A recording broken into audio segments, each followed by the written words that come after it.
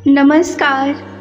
आज हम आपको एक ऐसी वीरता और सतीत्व की गाथा सुनाने जा रहे हैं जो रामायण के युद्ध की भीषण ज्वाला में भी अमर प्रेम की मिसाल बनी।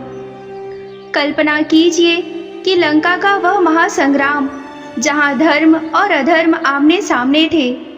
एक ओर थे देवत्व के प्रतीक श्री राम और दूसरी ओर अहंकार के शिखर रावण। इसी युद्ध में रावण का सबसे पराक्रमी पुत्र इंद्रजीत मारा जाता है। पर कहानी यहाँ खत्म नहीं होती बल्कि शुरू होती है मेघनाद की धर्मपरायण पत्नी नागकन्या सुलोचना की। वह रानी जिसने अपने पति के वियोग में भी शत्रु के शिविर में जाने का अद्वितीय साहस दिखाया। वह सती जिसकी पुकार पर कटा हुआ शीश भी हंस पड़ा था।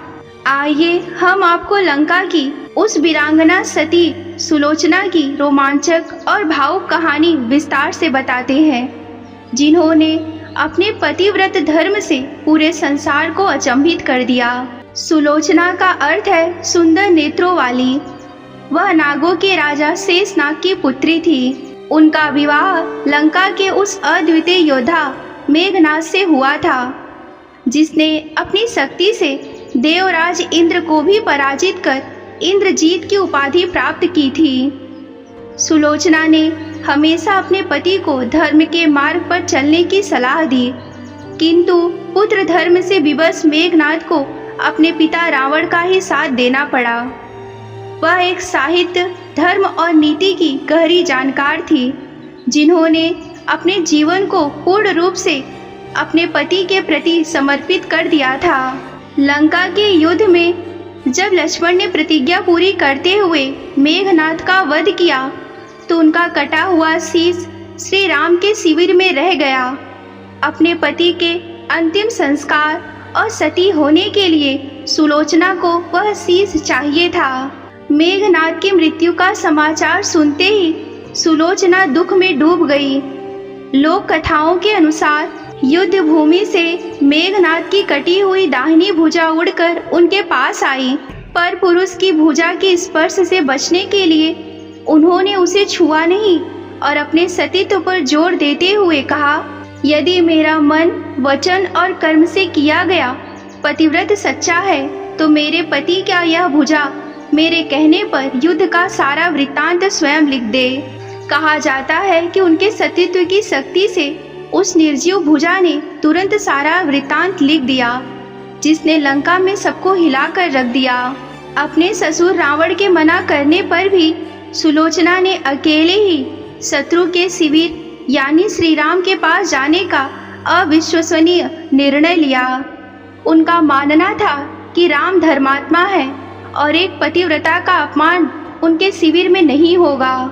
जब सुलोचना ने श्री राम के सामने खड़े होकर अपने पति का शीश मांगा तो वानर सेना ने संदेह व्यक्त किया कि शायद लंकापति धोखा दे रहा है। तब सुलोचना ने अपने सतीत्व की शक्ति का वह प्रमाण दिया जिसने सबको निस्तब्ध कर दिया। यदि मैं सच्ची पतिव्रता हूँ तो मेरे पति का यह निर्जीव मस्तक अभी हंस उठे। उनके इतना कहते ही मेघनाद का कटा हुआ शीश जोर से हंस पड़ा। यह चमत्कार देखकर श्री राम, लक्ष्मण और हनुमान समेत पूरी वानर सेना ने उनके सतीत्व को प्रणाम किया। सुलोचना ने मेघनाद के वधकर्ता लक्ष्मण को आदर पूर्वक भ्राता कहकर संबोधित किया।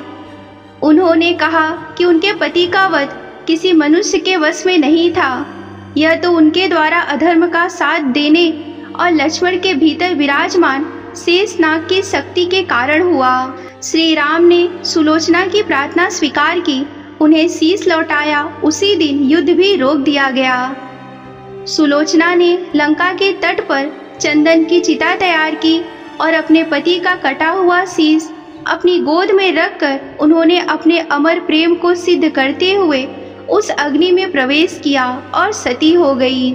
सती सुलोचना की कहानी एक रानी, एक पुत्री और एक पत्नी के रूप में उनके असाधारण साहस, दृढ़ चरित्र, अटूट निष्ठा को दर्शाती है। उन्होंने सिद्ध किया कि सच्चा प्रेम और धर्मनिष्ठा किसी भी युद्ध या शत्रुता से बड़ी होती है। सती सुलोचना की ये कहानी आप सभी को कैसा लगा हमें कमेंट करके बताएं। नमस्कार और हर हर महादेव। वीडियो पसंद आए तो लाइक करें और माइथोमिस्टिक भारत यूट्यूब चैनल को सब्सक्राइब करें और अपने दोस्तों के साथ शेयर करना न भूलें। क्या आप जानते हैं कि सुलोचना किस प्रकार भगवान लक्ष्मण की पुत्रवधू थी? यदि हाँ तो अपनी राय कमेंट सेक्शन में जरूर बताएं। धन्यवाद।